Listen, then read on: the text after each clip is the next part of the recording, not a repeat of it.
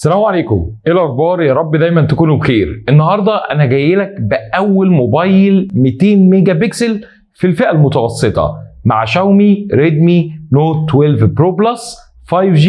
الاسم المكعبل والطويل ده هنعرف كل الخبايا بتاعته، وهل ال 200 ميجا بكسل اللي موجوده في الموبايل ده هتحقق المعادله المطلوبه في الفئه المتوسطه وهيكون قد المنافسه ولا لا. انا محمد طايل ويلا بينا. وخلوني اول حاجه ابتدي بيها وهو تصميم الريدمي نوت 12 برو بلس ال 5G. الظهر بتاعه بيكون عباره عن زجاج مصنفر حلو قوي، والبصمات ما بتبانش عليه، وخاصه اللون اللبني اللي موجود معايا ده، واللون فعلا حلو قوي وترندي وفعلا يكون مميز وملفت في الايد. كمان طبقه حمايه الظهر لان هو ازاز فبتيجي بطبقه حمايه كورنينج جلاس 5، ولكن للاسف الفريم من البلاستيك. مع نافذه كاميرات تقريبا هي بارزه بروز خفيف، ولما تحط الجراب المرفق في العلبه تقريبا البروز ده يتشال. لو عايز تعرف بقيه محتويات العلبه وانطباعات الاوليه عن الجهاز تقدر تشوفها على انستجرام في الاي جي تي في.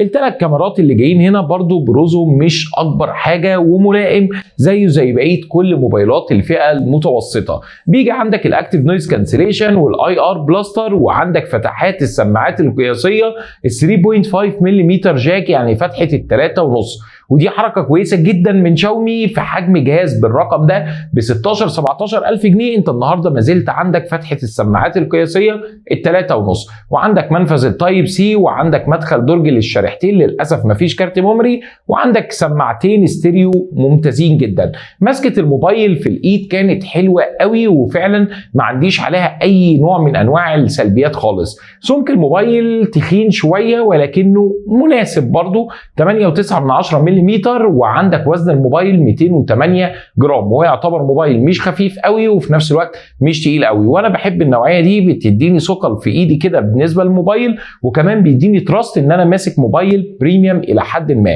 وبالفعل تصميم الجهاز ده كان عاجبني جدا. الشاشه اللي هنا بتيجي بحجم 6.67 انش بدقه فول اتش دي بلس، وبتيجي من نوع اوليد. والشاشه اللي هنا حرفيا بتدعم الدولبي فيجن والاتش دي ار 10 بلس، وكمان 120 هرتز، والبيك برايتنس بتاعها خارج البيت 900 نتس، لكن لو انت داخل البيت وفي الحاجات الطبيعيه للاستخدام اليومي في اضاءه منزل بتوصل ل 500 نتس. الشاشه اللي هنا محميه برضو بطبقه حمايه كورنينج جلاس 5، وبتيجي مع هول بانش صغيره جدا جدا جدا، ومناسبه بالنسبه لحجم الشاشه، ومش مسببه لي اي نوع من انواع الخنقه وانا قاعد بتفرج على الشاشه.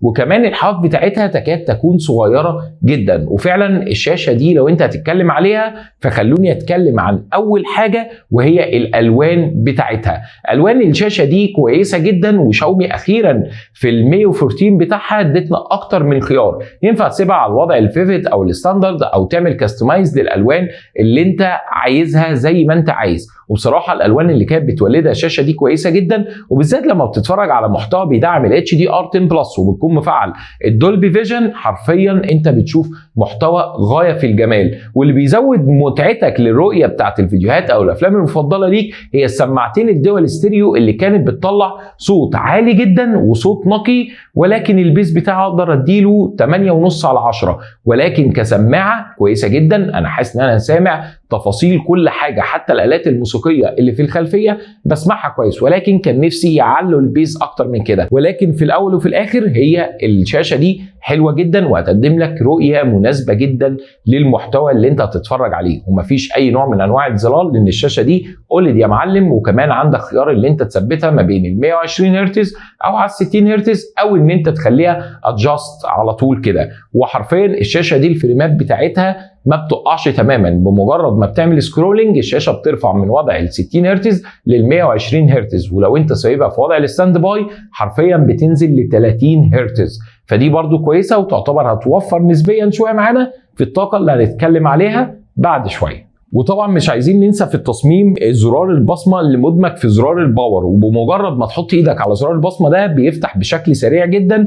وشاومي خففت من 114 الانيميشن بتاع البصمه، وبصراحه بصمه سكيور ومكانها مناسب جدا للبصمه اللي موجوده في الجنب، وبتفتح حرفيا لحظيا اول ما بتحط ايدك على زرار الباور اللي هو المخصص للبصمه. وفعلا الانيميشن بتاعها كان سلس، والبصمه اقدر اقيمها 10/10. اما بالنسبه لاداء الموبايل يا صديقي فاطمن، اداء الموبايل بيجي باندرويد 12 ولكن مع واجهه 114، وبصراحه دي نقطه ما عجبتنيش قوي. كان نفسي يجي باحدث اندرويد اللي هو اندرويد 13، ولكن ده اللي متعودين عليه من شاومي، بتهتم بالواجهه بتاعتها وبتجيب لك كل المميزات اللي موجوده في احدث اندرويد، ولكن بتتاخر شويه في تحديثات الاندرويد. ولكن انا بوجه رساله لشاومي مصر وشاومي الشرق الاوسط اللي هم لازم يحاولوا يسرعوا شويه من فتره تحديثات الاندرويد نفسه، مش اهتمام بالواجهه وخلاص، لان دي حاجه انا عارف ان واجهتكم مش ناقصه، ولكن دي حاجه بتفرق شويه مع المستخدم والمستهلك اللي بيستخدم الاجهزه. هو المميزات كلها موجوده، ولكن هو برضه عايز يشوف كلمه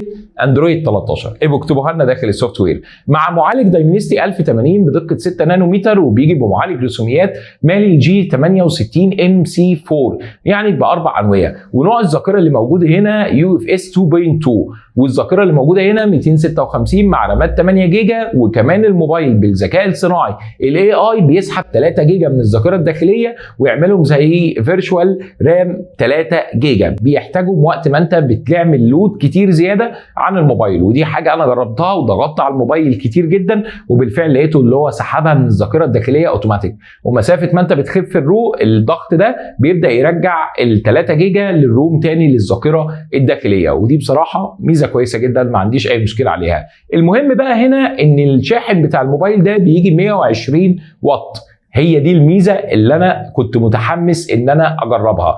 وشاومي مسميها الجين كده بقى، اللي هو الساحر المشعوذ، الجين بتاعهم الجديد 120 واط، بيشحن حرفيا من 0 ل 100% في حوالي تلت ساعه. ولكن انت لازم تفعل خاصيه الشحن السريع الاوفر ده، فبتدخل على الاعدادات ثم البطاريه ثم تفعل الخيار ده، وكده الموبايل يشحن معاك من 0 ل 100% في تلت ساعه حرفيا. خلونا نبتدي من الاخر للاول. اداء البطاريه اللي هنا 5000 ملي امبير، وكانت بتكمل معايا يوم بشكل مستريح قوي. يعني كنت ببقى ضاغط على الموبايل وبتيجي على الساعه 7 8 بالليل توصل معايا ل 20%، مسافه ما احطه 5 10 دقائق خلاص انا كده قادر اكمل الساعتين 3 اللي باقيين في يومي. فما تقلقش خالص مع قصه البطاريه. لكن هل هكمل معاك يوم ونص على الاستخدام الشاق؟ لا، صعب قوي. ممكن تكمل معاك يوم ونص في حاله واحده فقط لا غير، لو انت استخدامك كان بسيط لمتوسط، حاجات بسيطه يعني، فدي تقدر تكمل معاك. ولكن لو انت استخدامك زي حالاتي انا فهيكمل معاك اليوم بس.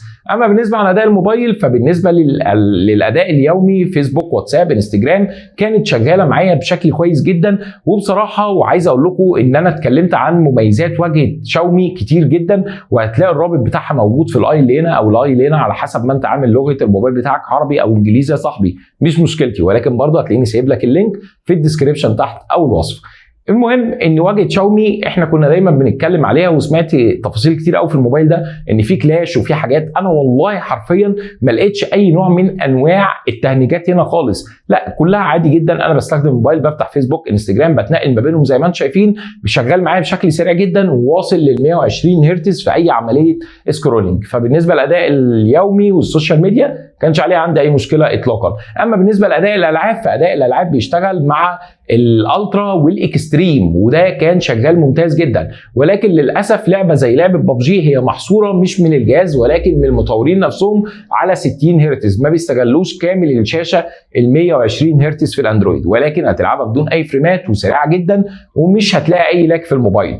الموبايل فيه بعض السخونيه اول ما بتبدا تلعب من ناحيه الكاميرا، ولكن سخونيه غير مزعجه اطلاقا. اداء ال 1080 احنا كنا متوقعين في موبايل بالسعر ده يجي معالج احدث شويه، ولكن ال 1080 مأدي المهام المطلوبه منه بشكل بيرفكت بصراحه. خليني برضو اخيرا وليس اخيرا قبل ما انتقل للكاميرات اقول لك تجربتي مع الشبكات والاضافات اللي موجوده في الموبايل. الموبايل بيدعم NFC وكمان بيدعم الدولبي اتموس في الصوتيات، وعندك حرفيا لو انت بتغير ما بين البوب والراك والراب والحاجات دي كلها الاسماء المجنونه بتاعت الموسيقى والجاز، انت حرفيا هتسمع فعلا اداء موسيقي طالع من الموبايل ده مختلف على حسب الوضع المفضل ليك. تقدر تعمله ما بين السينماتيك وما بين العادي، دي حاجه برضو انت تقدر تعملها وتخصصها زي ما انت عايز. الموبايل هنا بيجي بواي فاي 6 الجديد، وعندك بلوتوث 5.2 اللو انرجي، وعندك الجي بي اس هنا دقيق لابعد الحدود، لان تقريبا في الموبايل ده ضايفين كل الترددات بتاعه الجي بي اس اللي تخلي لك المكان بتاعك يبقى دقيق جدا. لو انت بتطلب اوبر كريم ان درايفر، لو انت رايح مشوار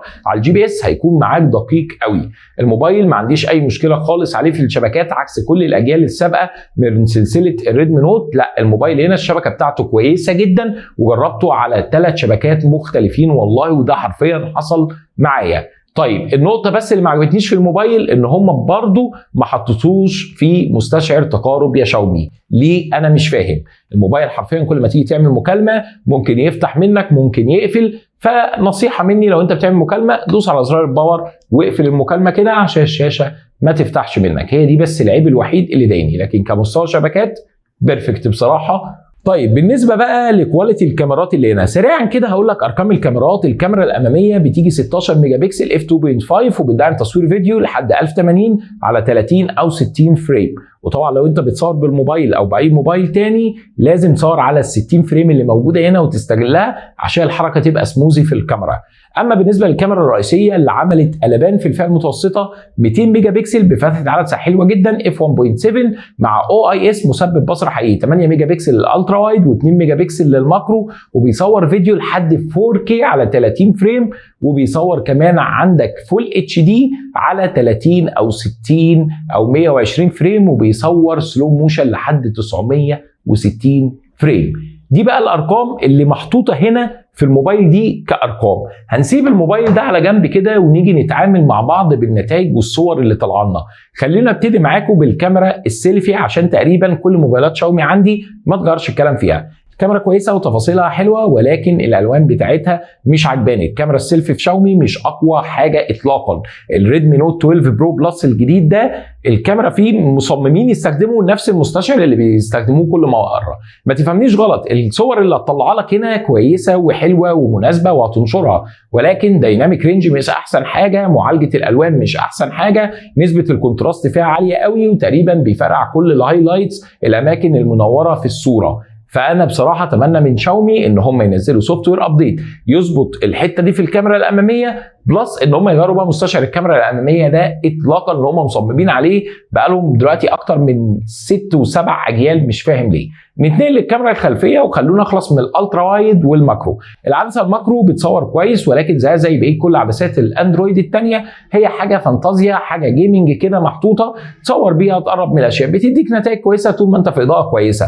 اول ما تبدا تقل الاضاءه النتائج هتبقى قليله. العدسه الالترا وايد عدسه واسعه وعريضه، ولكن بتعاني من مشكله الديناميك رينج والالوان اللي بتكون شحبه، فلازم تاخد الصور تحطها على اللايت روم. بمجرد ما تحطها وتعدلها انت او حتى من جوه الاب او تستخدم الفلاتر اللي موجوده في الكاميرا وتظبط اللوك اللي انت عايزه، هتديك تفاصيل حلوه قوي ووسع مناسب قوي.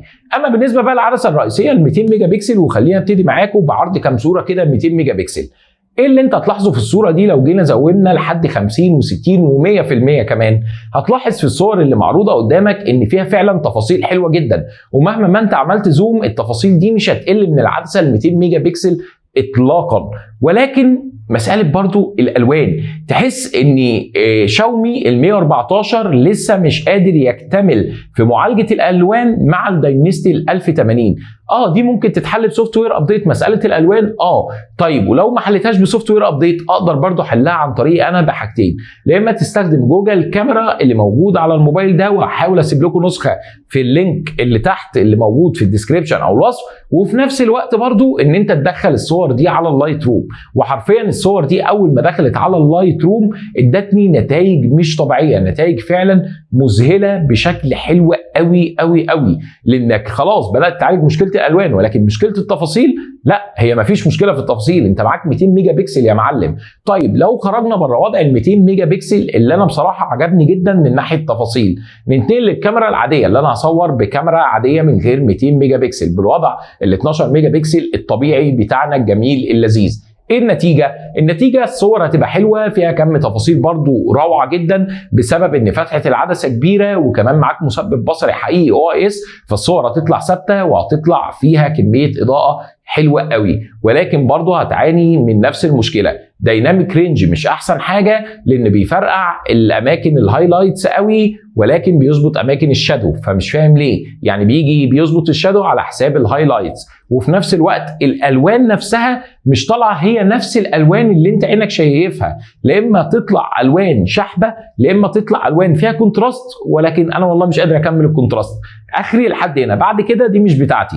فبرضه نفس المشكله اللي انا عمال اتكلم فيها. الموبايل العدسه الرئيسيه ال 200 ميجا بكسل او حتى التصوير العادي من غير وضع ال 200 ميجا بكسل وضع تحفه جدا، الكاميرا تطلع لك تفاصيل يمكن من احسن من اي كاميرا في فئتها، ولكن مشكلتها في معالجه الالوان، الالوان مش احسن حاجه فيها ولكن كتفاصيل حلوه قوي. هتعالجها عن طريق تستخدم وضع الجوجل كاميرا لحد ما ينزل لنا سوفت وير ابديت، او تستخدم اللايت روم وتبدا انت تعدل على الالوان بتاعتك زي ما انت عايز. الخلاصه والزتونه في شاومي ريدمي نوت 12 برو بلس ال 5G الجديد. الموبايل ده يا جماعه انا بصراحه عاجبني، توليفته عجباني، تصميمه عاجبني، حركه ال 3.5 ملم جاك عجباني قوي. الموبايل حرفيا الكاميرا ال 200 ميجا بكسل بتطلع تفاصيل فعلا اجمل من اي كاميرا موجوده تانية في فئتها كتفاصيل، ولكن كالوان في مشكله في السوفت وير مع ال 114 مع الدايمنستي 1080. سهل ان هي تتحل بسوفت وير ابديت؟ سهله جدا. طيب لحد ما يجي لي السوفت وير ابديت ليها حلول ثانيه؟ ليها حلول ثانيه، ان انت تستخدم وضع اللايت روم او تستخدم الجوجل كاميرا، هتطلع لك كالوان صور افضل بكتير جدا من الاب العادي بتاع شاومي.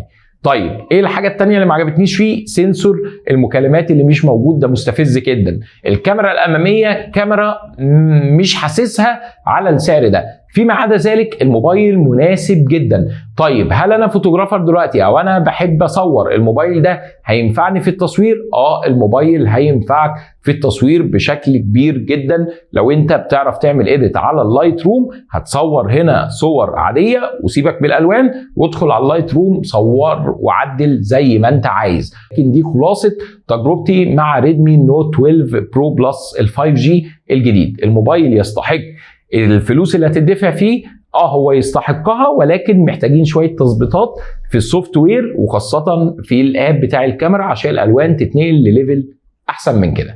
بس كده دي كان كل حاجه عن ريدمي نوت 12 برو بلس 5G الجديد، واشوفكم ان شاء الله في فيديوهات تانيه كتير جدا. ما تنساش تفعلوا زر الجرس وتعملوا لايك للفيديو ده لو عجبكم، وسبسكرايب للقناه، واشوفكم ان شاء الله الفيديو اللي جاي. كان معكم محمد طايل، سلام يا صاحبي.